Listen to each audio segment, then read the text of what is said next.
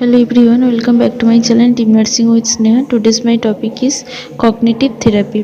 What is cognitive therapy? Cognitive therapy is the psychotherapeutic approach based on the ideas that behavior is secondary to thinking. Cognitive therapy তে কী হবে, তার থিঙ্কিংটা change করা হবে, কারণ তার thinking সে যেটা ভাবছে সেটা ওয়াইজই তার বিহেভিয়ারটা আসবে। তো এখানে কি থিঙ্কিংটা চেঞ্জ করা হবে, based on the ideas that behavior is secondary to the thinking. It focused on how the patient think about themselves. এখানে কি ফোকাস করা হবে, যে পেশেন্ট কি ভাবছে, যখনই তার এটার উপর ফোকাস করা হবে যে পেশেন্ট কি ভাবছে, তখনই সেটা ইজিলি সলভ করা যেতে পারে। and themselves and their world make changes in current way of thinking and behavior. তার থিঙ্কিংটা অ্যাট ফার্স্ট চেঞ্জ করা হবে, তার সাথে সাথে তার বিহেভিয়ারটা চেঞ্জ হয়ে যাবে। দেন কি আছে টেকনিক। টেকনিক কি, এখানে চারটে টেকনিক আছে। Technique for stopping intrusive cognition, technique two counter balance faulty cognition, taking for alternative cognition, taking to resolve problem directly. প্রথমে কি taking for the stopping intrusive cognition. এখানে কি যেটা সে ভাবছে, তার মাথায় যেটা চলছে, ইনটিউসিভ কগনিশনটাকে স্টপ করে দেওয়া হবে।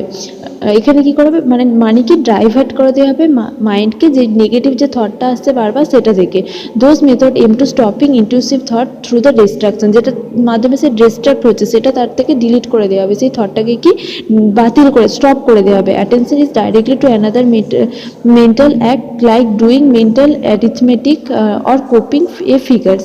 মানে এখানে কি ধর ওসিডি পেশেন্টের ক্ষেত্রে এই তোমার টেকনিক এটা ইউজ করা হয়। এখানে কি ওসিডি পেশেন্টের মাথায় যে বারবার যে কগনিশনটা আসে, যেটা নিয়ে ভাবতে থাকে যে তার হাত নোংরা, এই জিনিসটাকে তাকে স্টপ করা যাবে তার মাইন্ডটাকে অন্য জায়গায় কনভার্ট করে। দেন কি technique two counter balance faulty cognition. এখানে কি কাউন্টার ব্যালেন্স করা দেবে, সেই যে ভুল ভাবনাটা ভাবছে, ভুল জিনিসটা ভাবছে, সেটাকে একটা ভালো জিনিসের সাথে কাউন্টার ব্যালেন্স করে দেওয়া হবে। This involves counterbalancing, introducing cognition and the emotion provoked by them with another thought. As example, when the anxious patient with the chest pain become apprehensive, thinking that he has a heart problem. যখন একটা কি heart problem মানুষ ভাবছে তার একটা severe কোনো heart প্রবলেমের জন্য তার পেন হচ্ছে, তখন তার এটাকে ভালো সাথে কাউন্টার ব্যালেন্স করা যাবে যে না, তার হার্টে কোনো প্রবলেম নেই, হয়তো মাসেল পেন হচ্ছে, ওটা হার্ট মাসেল পেন হচ্ছে, এভাবে তার কাউন্টার ব্যালেন্স করা যাবে ভুল ভাবনাটার সাথে ঠিক ভাবনাটাকে।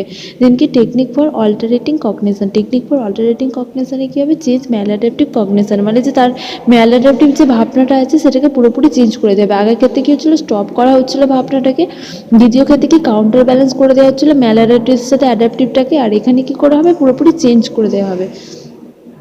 যেমন আছে দেখো ফ্যাল্টি ইন্টারফারেন্স। ফ্যাল্টি ইন্টারফারেন্স মানে কি, this is making faulty interference as a situation or the event where there is no factual evidence to make such conclusion.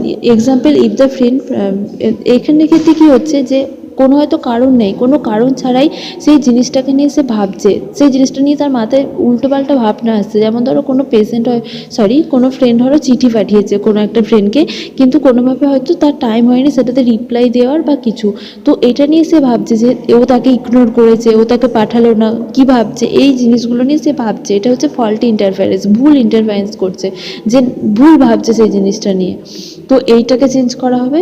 দেন কি আছে over generation. Over generation, this is making a general conclusion based on the single incidence. An example is generalizing all students of the particular class is substandard based on the poor marks scored by one student. মানে ধরো একটা স্কুলে সব স্টুডেন্টরা খারাপ marks করেছে, তো এখানে একটা স্টুডেন্ট ধরো খারাপ মার্কস করেছে, তার ভিত্তিতে কলেজকে জাজ করা হবে, আবার জেনারেলাইজ করা হবে কলেজকে। দেন কি আছে ম্যাগনিফিকেশন অ্যান্ড মিনিমাইজেশন। মিনিমাইজেশন মানে কি, this are the distorted evaluation. For example, মানে হচ্ছে ধরো মিনিমাইজিং মানে সে হয়তো অনেক বড় কিছু সাকসেস পেয়েছে, কিন্তু তার ওটাতে অতটা আনন্দ হচ্ছে না, সেটাকে সে মিনিমাইজ করে দিচ্ছে, হ্যাঁ ঠিক আছে নর্মাল। আর ম্যাক্সিমাইজেশন মানে হচ্ছে সে ধরো ছোটো কোনো কিছু ঘটেছে বা কোনো কিছু হয়েছে, তাকে কোনো কিছুতে ছোটো কোনো কিছুতে কিছু বলা হয়েছে, তো সেটা নিয়ে সে অনেক বড় করবে, ম্যাক্সিমাইজ করবে, যে না সে গিল্টি ফিল করবে না, আমার জন্যই হয়েছে সব কিছু, এরকম।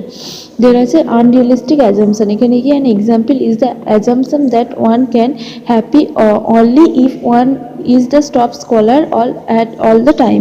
এখানে ক্ষেত্রে কি আনরিয়েলিস্টিক অ্যাজাম্পশন মানে কি, কোনো রিয়েলিস্টিক নেই, সে সবসময় কি চাইবে, হয়তো ক্লাসে সে টপ করলে ঠিক আছে, কিন্তু সে যদি সেকেন্ড বা থার্ড হয় তাহলে তার সেটা ভালো লাগবে না, সবসময় সে ক্লাসে টপ করতেই চাইবে, unrealistic assumption.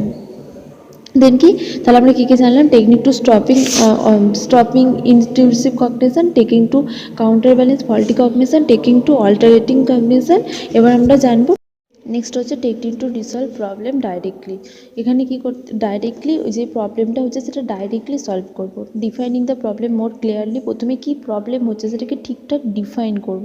Then diverting it into the small sub problem, এবার যে বড় প্রবলেমটা আছে সেটা ছোটো ছোটো প্রবলেমে ভাঙবো, which can be better managed. এটা কি তা খুব ভালোভাবে ম্যানেজ করা যায়। একটা প্রবলেম, বড় প্রবলেমকে সলভ করার থেকে ছোটো ছোটো ভাগে ভেঙে সেটাকে সলভ করতে চেষ্টা করলে সেটা ইজিলি সলভ করা যায়। Finding out alternative method of solving the is sub problem, এবার সাব প্রবলেমগুলো সলভ করার জন্য কোনো অল্টারনেটিভ মেথড থাকে সেটা আমরা খুঁজে বার করব। Considering the merit and demerit of each method, এবং প্রত্যেকটা মেথডে কী কী মেরিট কী কী ডিমেরিট আছে, কোনটা করলে সুবিধা হবে সেটা আমরা আইডেন্টিফাই করব। Then selecting one method which is most advantage at the intense, এবং সেই মেথডটাই সিলেক্ট করব যেটাতে অনেক অ্যাডভান্টেজ আছে, যেটা করলে ভালো হবে, সেই মেথডটাকে আমরা সিলেক্ট করব, বেস্ট মেথডটাকে সিলেক্ট করব প্রবলেম সলভ করার জন্য। এটাই হচ্ছে ওভারঅল কগনিটিভ থেরাপি। নেক্সট ভিডিওতে আমরা আলোচনা করব বিহেভিয়ার থেরাপি নিয়ে।